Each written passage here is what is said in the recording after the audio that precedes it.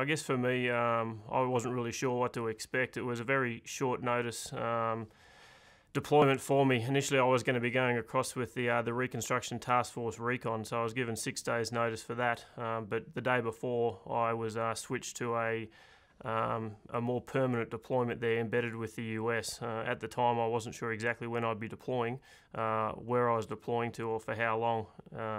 That was mainly, I guess, because we'll be operating in the same area of operations as the Special Operations Task Group, and at that time they hadn't disclosed where they were in Afghanistan. So I guess it was a bit of an adventure for me at the time, not knowing where I'd be going to. I found out just before I deployed at the end of March in 2006, I found out where I was going to be going, but I couldn't actually communicate that to any of my family at all. So I guess it was an excitement. There was a sense of excitement for me there. Not sure what I'd be going into, what I'd exactly be doing.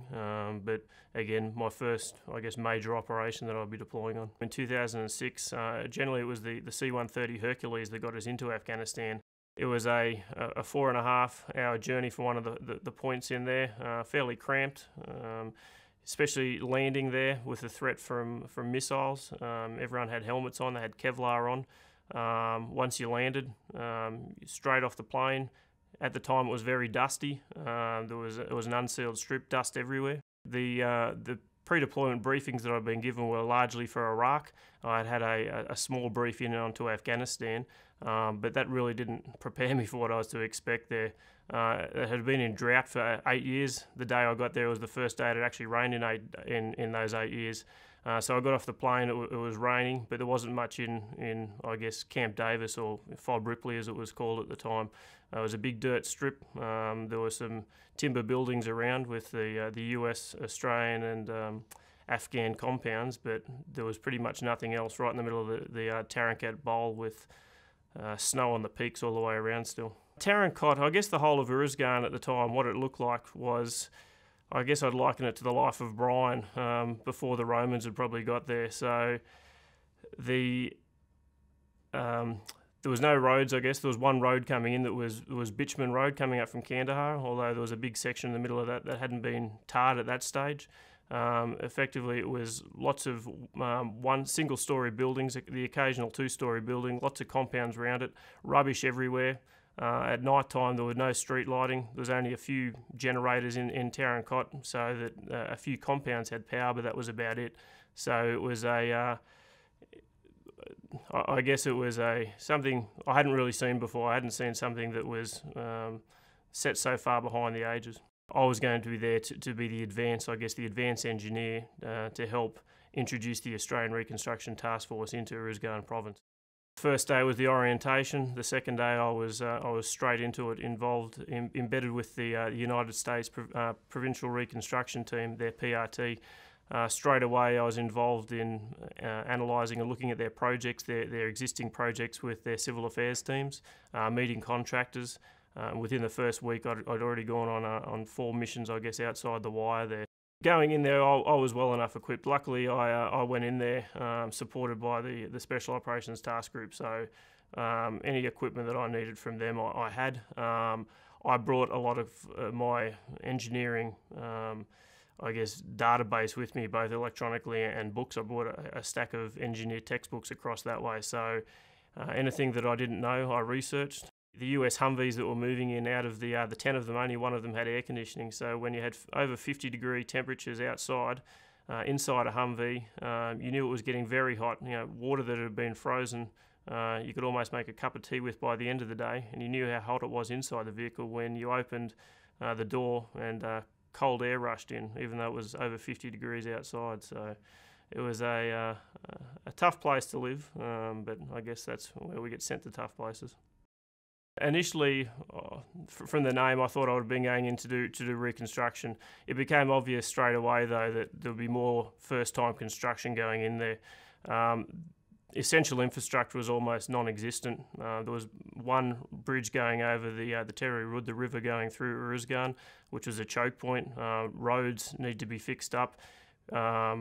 once the first rains did come after the 8 years of drought, the rivers flooded and you couldn't pass through, which made it difficult to move around. But on top of that, health infrastructure was almost non-existent. What they did have, they didn't have any doctors in there at all. There was no schooling. Most of the schools were actually just conducted under trees by the local elders who weren't qualified at all.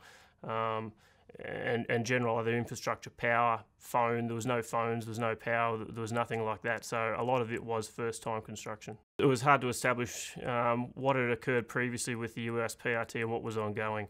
There hadn't actually been a central database for all the projects that were there. I compiled that within the first month that I was there, and there'd actually been approximately 300 reconstruction type activities.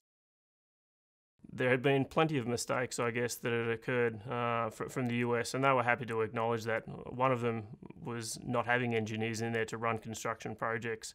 The level of supervision on the projects was below what was expected, even in Afghanistan, and that was something we had to improve. The quality of the works from the contractors was quite poor. That wasn't because they were corrupt or they were trying to save money by cutting corners. That was because they didn't know any better. So that was an area to improve. You couldn't move anywhere really, even in Tarin Kot, as well as around Uruzgan, without adequate force protection. We came under attack a couple of times, I guess.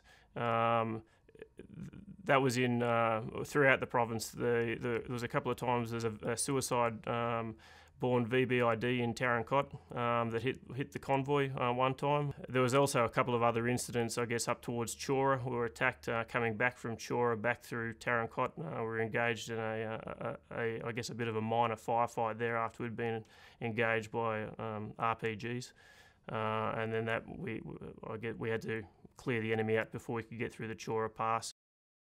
I guess the tribal mapping and cultural anthropology.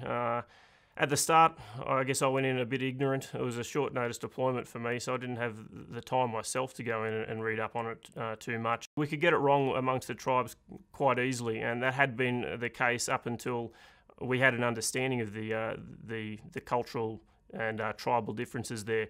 Actually, that was something that the Dutch, I saw the Dutch bring in, and they did a very good job of that as well. They were the ones who were able to define where the friction lines were, not only between the different ethnic groups within Afghanistan and in Uruzgan with the Pashtuns and Hazaras largely, but also within the Pashtuns with the Ghilzais and the Durrani sub-elements there.